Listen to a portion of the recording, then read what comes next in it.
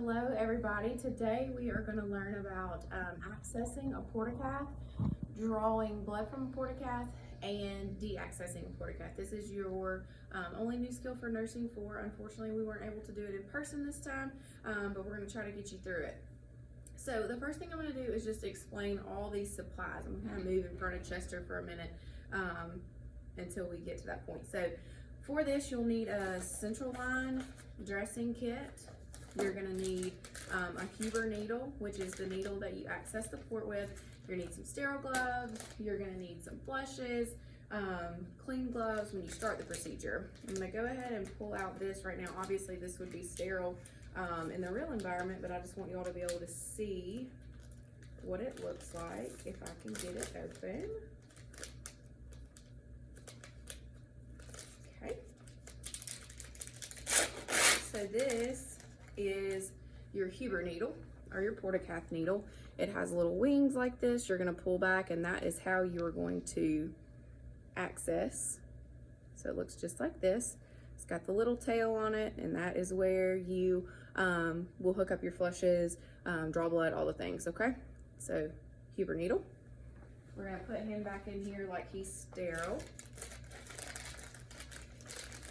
And then as we go through, I'll show you all this other stuff. So first thing we're gonna do is we're gonna come in, we're gonna check our order, make sure that the doctor has ordered for us to access this port. We're gonna perform hand hygiene. So if I had some Germ-X or something, and then we're gonna make sure that this is the correct patient. We're gonna wanna sit the patient up. So obviously this is a perfect world and he's sitting up very straight and tall, but you might have to pull your patient up a little bit. And you're going to want to palpate the port. Typically the port's going to be in the subclavian area. Sometimes they're not, but this is typical in our environment. And you're going to want to take 2 fingers and just find the portacath. I'm going to show you what that looks like. So this is the port. It will be placed in the patient's subclavian vein.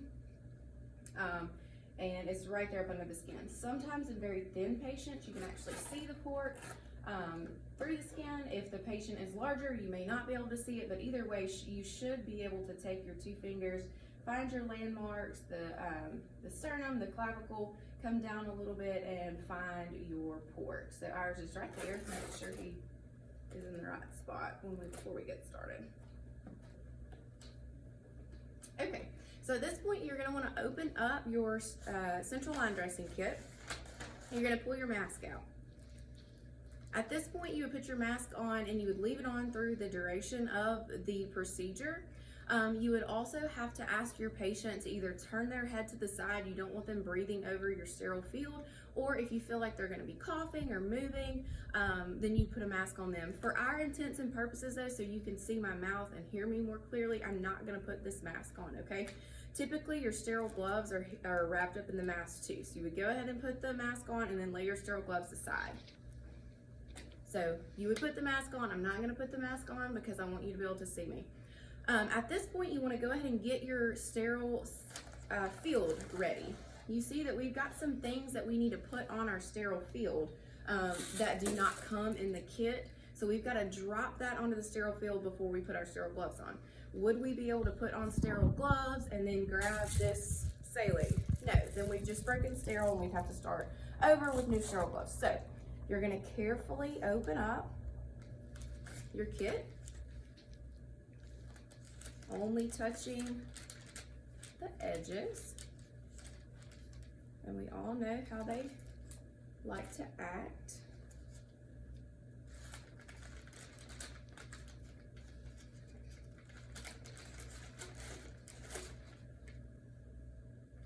We're only going to touch that 1-inch border. And you know it does this every time, just aggravates you.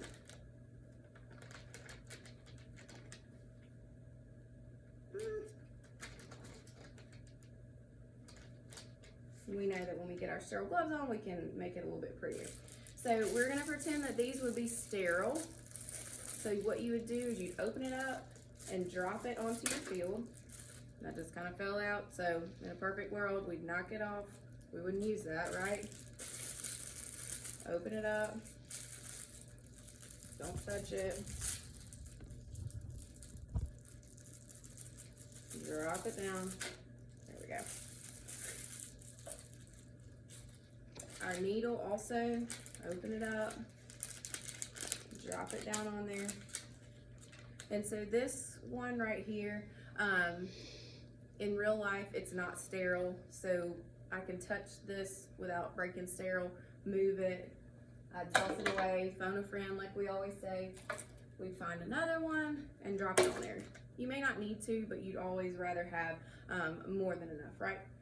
So at this point, I'm gonna step over here and put on sterile gloves. Kind of got the camera set up, so you might not be able to see me. But we all know the procedure of putting on sterile gloves at this point.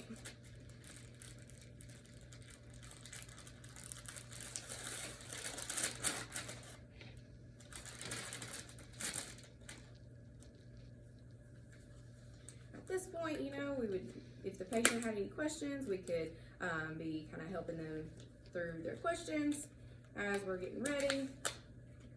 Come back over here. I've got my sterile gloves on now. So now that we're sterile, we want to kind of get our field a little prettier. So I'm gonna make my paper sit down. I am going to grab my Huber needle and I'm gonna hook up one of the flushes. I am going to make sure it's unclamped and I'm gonna flush just to get all the air bubbles out of there. Why would we want to get air bubbles out? Because we're going straight into a central line, right? We don't want to put air into the patient's body. At this point, we are ready to clean the patient. So different places are going to have different procedures.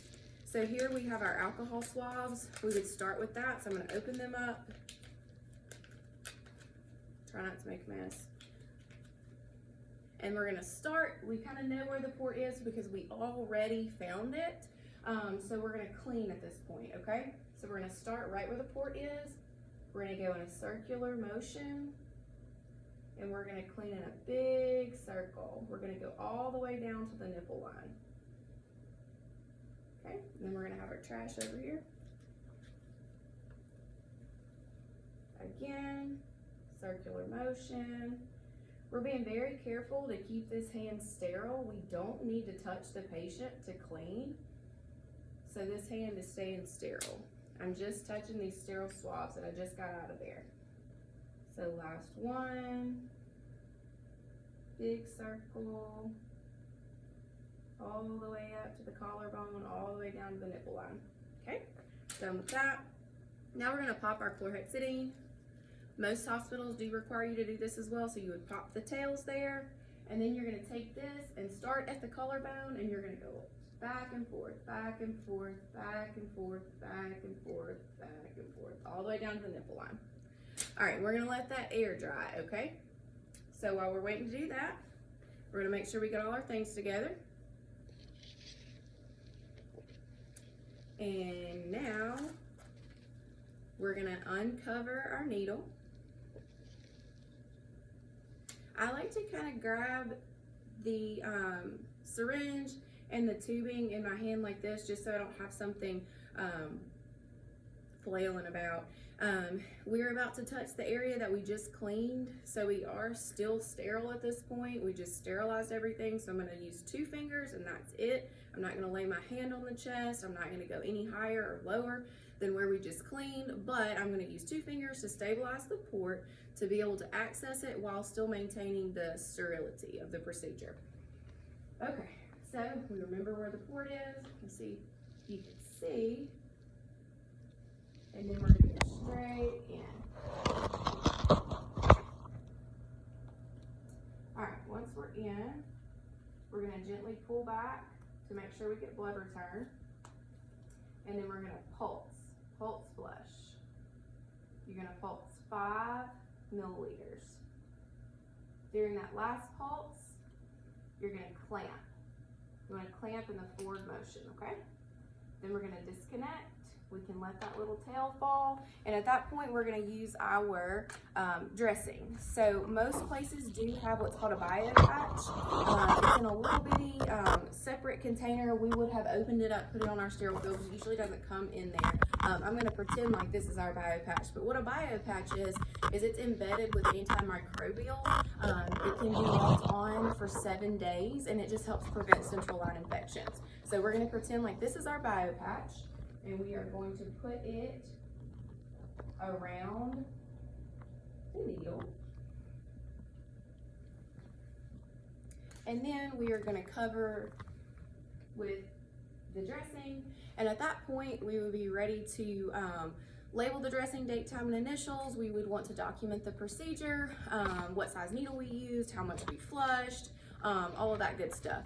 So we're going to pause for just a second. We're going to clean up everything, and then we're going to come back and we are going to learn how to draw blood. So we're going to pause just a second.